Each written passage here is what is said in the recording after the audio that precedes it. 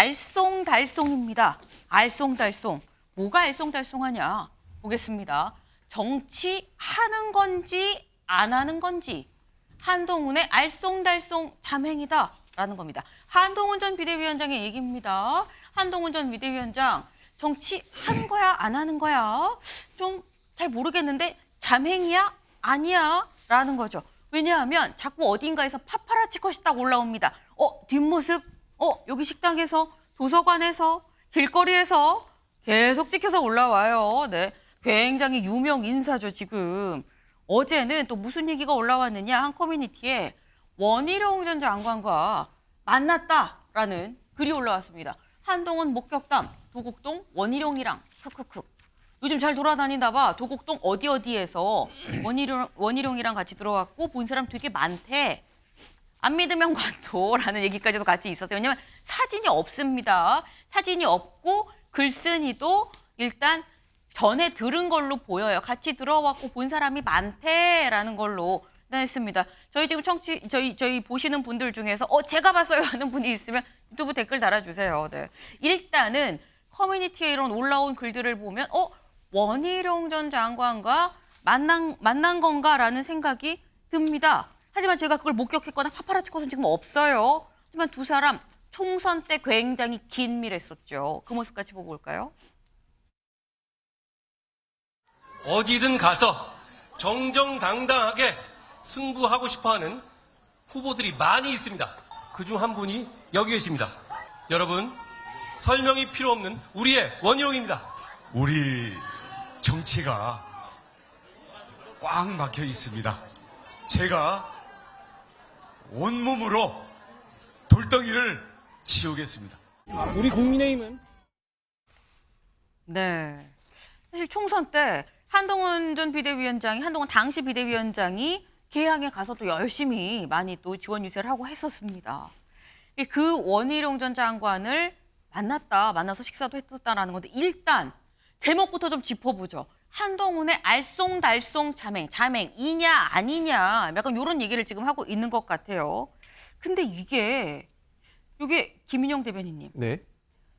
자맹이냐 아니냐라고 봤는데 자맹이면 몰래 다녀야 되는데 가면을 쓰고 다니지 않는 이상 가면을 써도 운동화가 한동훈 건데 이거 안경이 한동훈인데라고 알지 않을까라는 생각도 들긴 하고요. 어떻게 보세요? 제가 이 시점에서 말씀하고 싶은 게 하나 있는 게 과연 지금 현재 우리나라 정치인 중에서 한동훈 비대위원장을 제외하고 저렇게 자맹을 했는데 주변 사람들이 관심을 가지고 그걸 사진 찍어서 커뮤니티에 글을 올릴 수 있는 정치인이 누가 있겠습니까? 이런 자맹 정치를 할 수 있는 건 현재 시점에서는 한동훈 비대위원장밖에 없다고 생각을 합니다.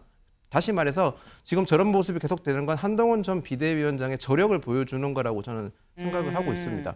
뭐 한동훈 비대위원장 이번 총선 패배의 여파를 져야 된다, 책임론이 불거지지만 동시에 한동훈 비대위원장의 팬클럽은 계속 숫자가 늘어나고 있고 제가 알기로는 어젠가 오늘 6만 명이 넘은 걸로 알고 있습니다. 그래요? 네, 그만큼 한동훈 비대위원장이 갖고 있는 저력을 여실히 보여주는 거라고 저는 생각을 합니다.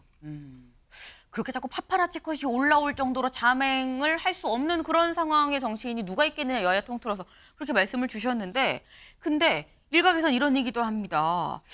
요거 윤석열 대통령이 정치 시작하기 전에 했었던 그때 그 모습이랑 좀 비슷한 거 아니야라는 얘기가 있어요. 네.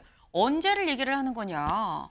윤석열 대통령 당시에 정치합니까 안 합니까? 그 얘기를 정말 몇 달 동안 얘기를 했었어요. 근데 그때 정치합니다 안 합니다 얘기 없이 뭔가 이렇게 좀 행보가 좀 있었습니다. 뭐냐. 그때 천안함 생존자 이 전준영 씨를 현충일 때였었죠. 그렇죠? 현충일 때 만나기도 했었고요. 그리고 정치 선언하기 전입니다. 천안함 모자를 쓰고 공원 산책을 해서 이 모자 이런 느낌 이런 거 강조하는 건가? 안보 메시지 강조 뭐 그런 식으로 해석이 되는 그런 일련의 일정들이 있었는데 서영주 대변인님 네. 좀 뭔가 오버랩이 된다라는 얘기도 있습니다. 보통 뭐 우리가 이런 말을 하죠. 자식은 부모 보고 배운다고요. 그러니까 한동훈 지금 전 비대위원장의 행보 자체는요. 꼭 윤석열 대통령을 억지로 네. 뭐 따라서 하는 건 아닌 것 같고요. 지금 정치를 하고 있어요. 그러니까 아까 앵커께서 얘기했잖아요. 네. 파파라치 정치하고 있는 겁니다. 그러니까 본인이 공식적으로 어떤 뭐 메시지를 날리지 않지만 스물스물 말하자면 이제 호시탐탐 이제 움직이고 있는 것인데 결국에는 윤석열 대통령과 연관성이 있다고 봐야 돼요. 그러니까 윤석열 대통령이 잘하면은 네. 한동훈 전 비대위원장이 나올 곳이 없어요. 한동훈 비대위원장이 나올 수 있는 지금 계기를 마련해 주는 건 윤석열 대통령이 총선 이후에 계속해서 국민들과 멀어지는 길이 결국에는 한동훈 전 비대위원장이 국민의힘으로 돌아올 수 있는 길과 대치된다. 저는 그렇게 보고 있습니다. 그래서 지금 최근에 한동훈 전 비대위원장 집에서 윤석열 대통령 기자회견도 보고 네. 검찰 인사도 봤을 것이고 하면은 이제는 내가 출격해야 되겠다.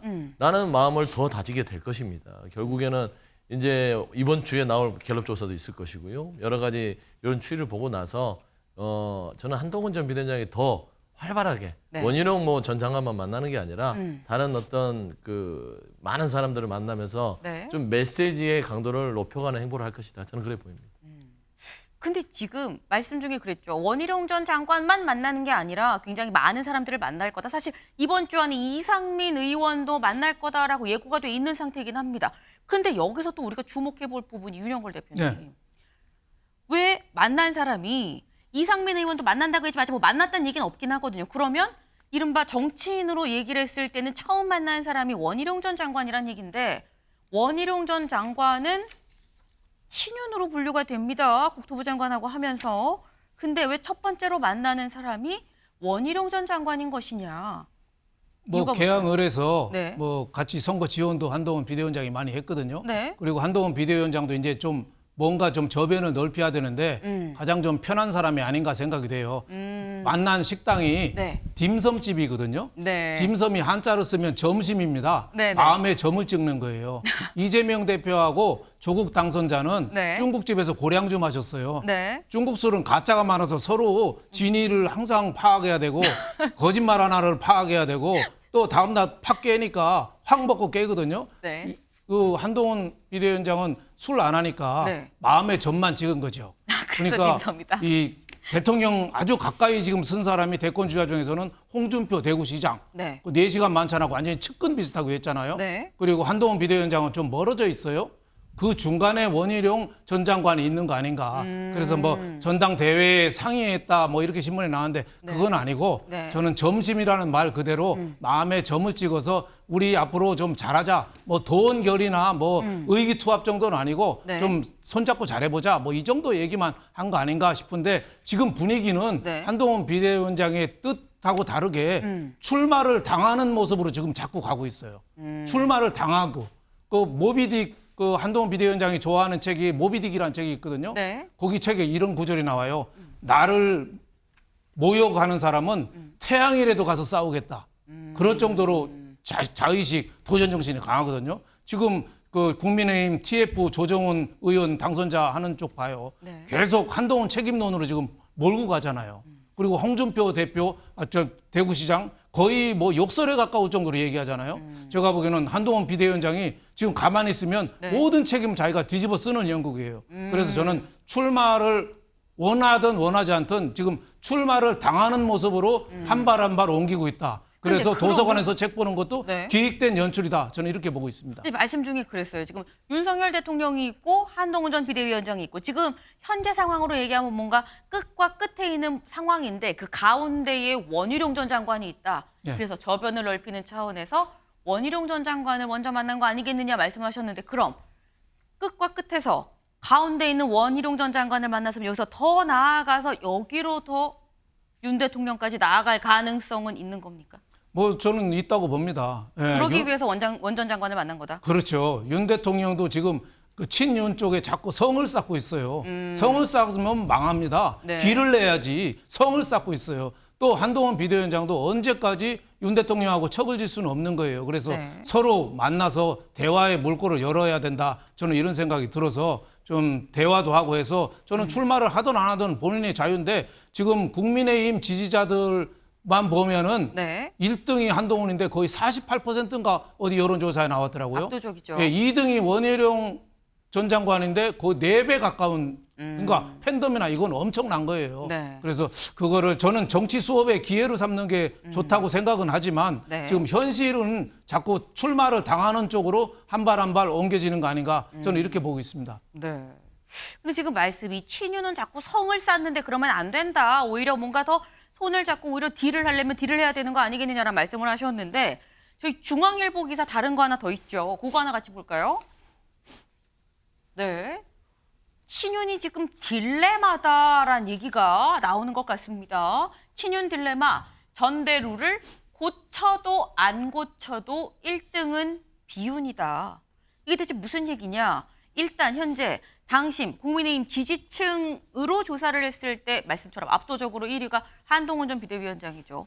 근데 그러면 지지층 말고 전체로 놓고 봤을 때는 누구냐? 전체로 놓고 봤을 때는 여기입니다. 유승민 전 의원이에요. 네. 근데 이렇게 되면 한동훈 전 비대위원장도 지금 비윤으로 분류가 되죠. 유승민 전 의원도 비윤입니다. 이래도 비윤, 저래도 비윤. 그래서 친윤이 지금 딜레마다라는 겁니다. 윤경호 위원님, 어떻게 보십니까? 친윤의 구체적으로 실체 인물은 별로 안 보이죠. 지금 윤영걸 대표께서 말씀하신 한동훈 뭐 정도인데, 근데 한동훈이 친윤 맞나요? 근데 친윤인데 아직 총선 후에 대통령하고 만났다는 얘기 전혀 없고. 중앙일보는 아예 비윤으로 구분을 했죠. 그렇습니다. 그러니까 오히려 지금 그런 상황이 지금 집권 여당의 오히려 딜레마다. 친윤의 딜레마가 아니라 집권 여당이 과연 이런 모습을 계속 보이는 게 국민에게 점수를 따는 길일까? 비대위라는 체제가 계속 길어진다는 게 이게 점수를 따는 길일까? 아니 지금 윤 대통령이 정권 잡고 나서 2년 동안 비대위라는 기간을 얼마나 오랫동안 거쳤으며 집권 여당이 과연 여당으로서의 역할을 제대로 했느냐. 그런 여러 가지 것들이 다 지금 이번 전당대회에 누구를 대표로 뽑을 거냐에 녹아 있을 거라고 생각해요. 전당대회 룰, 당원 투표 100%만 할 거냐 아니면 외부에 있는 일반 여론조사도 뭐 반쯤 넣을 거냐. 전 그게 과연 중요할까. 집권 여당이 보여줘야 될 모습은 미래에 대한 비전입니다. 대한민국을 앞으로 어떻게 끌고 가겠다에 대한 모습을 보여주는 게 중요하지. 전당대회 룰 조금 고치고 안 고치고 그건 전 중요하지 않다고 봐요. 그런 점에서 네. 한동훈이라는 정치인은 다시 복귀하는 게 의미가 있을까? 왜? 지난 비대위원장, 비록 임명직 대표이긴 합니다만 비대위원장으로 선거를 치르면서 한동훈 위원장이 남은 윤 대통령이 임기 3년 동안 제가 윤 대통령을 도와서 집권 여당의 대표로서 대한민국을 이렇게 발전시키고 바꿔나가는데 기여하겠습니다. 이런 정책으로. 기억나는 거 하나라도 있으세요? 있으십니까?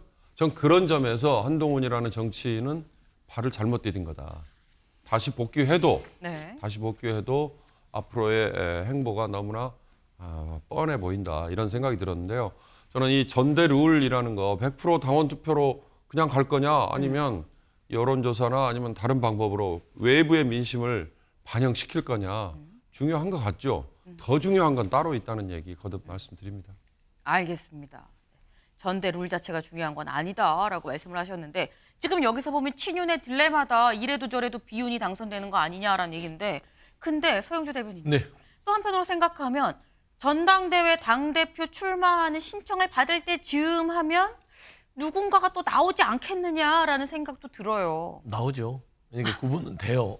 지금 안 보이는 것 같아도요. 네. 지금 이제 친윤 딜레마 얘기를 하는데 친윤 중에 우리가 입고 있는 게 이철규 의원. 그러니까 원내대표를 포기했잖아요. 네. 그러니까 전당대회 나올 수 있는 인물 중에 하나고요.